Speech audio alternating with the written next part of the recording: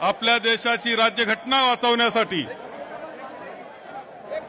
आजचा हा लाखोचा जनसमुदाय आलेला आहे। यासाठी आपल्यामध्ये उपस्थित असलेले आदरणीय नेते शरदचंद्रजी पवार साहेब, सन्माननीय माजी मुख्यमंत्री उद्धवजी ठाकरे, मनसेचे नेते राजसाहेब ठाकरे,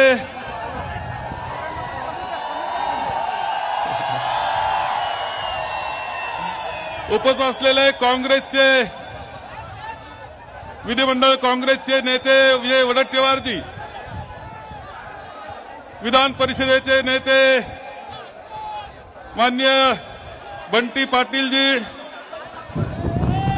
नसीम खानजी, भाई जगतापजी आणि मित्र पक्षांचे सर्व नेते मंडळी आणि सर्व उपस्थित बंधू आणि भगिनी,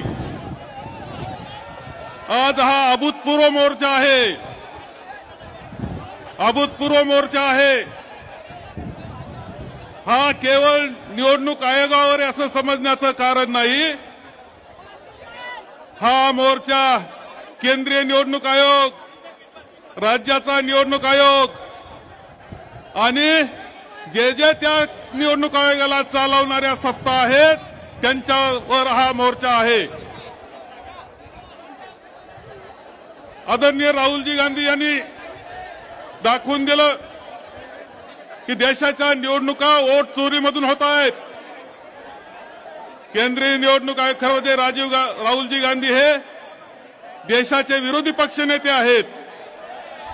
त्यांनी मुद्दा उपस्थित केल्यानंतर केंद्रीय निवडणूक आयोगानं जे उत्तर दिलं ते थातूर मातूर उत्तर दिलं। केंद्रीय निवडणूक आयोगाचं उत्तर इतिहासातलं सगळ्यात बोगस उत्तर म्हणून नोंदलं जाईल।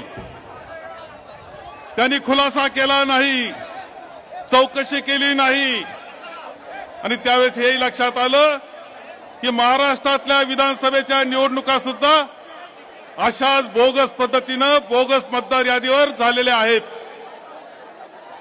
आणि म्हणून आम्ही निवडणूक आयोगाकडे गेलो, त्यांना म्हटलं की जी मतदार यादी तुम्ही विधानसभेच्या वेळेस वापरली ती आता स्थानिक स्वराज्य संस्थेला तुम्ही वापर करू नका।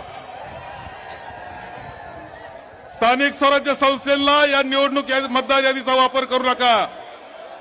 जी विधानसभेची मतदार यादी होती तिच्यामध्ये कोणत्याही हरकतीवर निर्णय न घेता त्यांनी 1 जुलैला ती राज्य निवडणूक आयोगाच्या ताब्यात ती यादी देण्यात आली।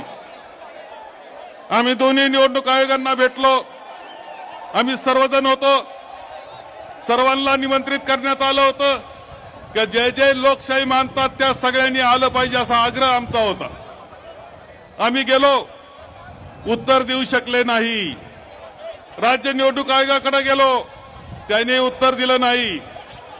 अनेक उदाहरणं हे आम्ही सांगितले कसं चुकीचं चाललेलं आहे याचे। मी आपल्याला एक उदाहरण सांगेल आणि माझं भाषण संपवेल की माझा जो मतदारसंघ आहे संगमनेरचा, जो ग्रामीण भाग आहे संगमनेरचा, त्याच्यामध्ये 9,500 मतदार यादी बोगस आहे। 9,500 त्यामध्ये शहर नाही, शहराचं मतदारसंख्या 60 आहे, ते मात्र त्यात नाही। 9,500 आहे।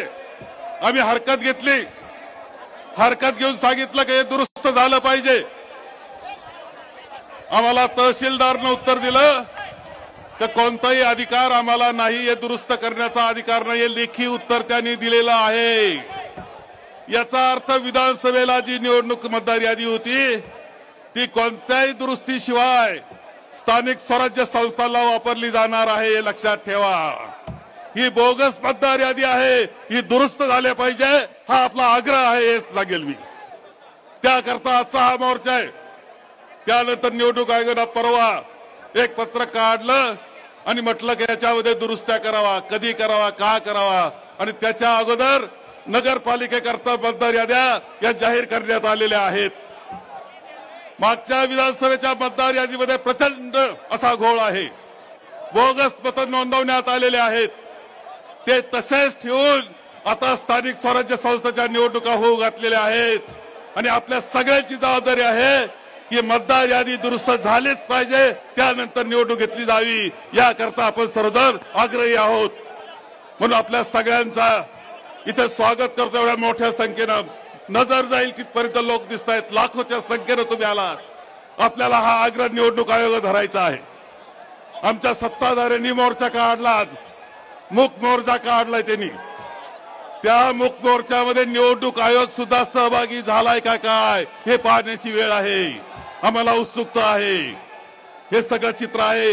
आपण सगळ्यांनी मतदार याद्या दुरुस्त झाल्याच पाहिजेत, त्यानंतर निवडणुका घ्याव्यात हा आग्रह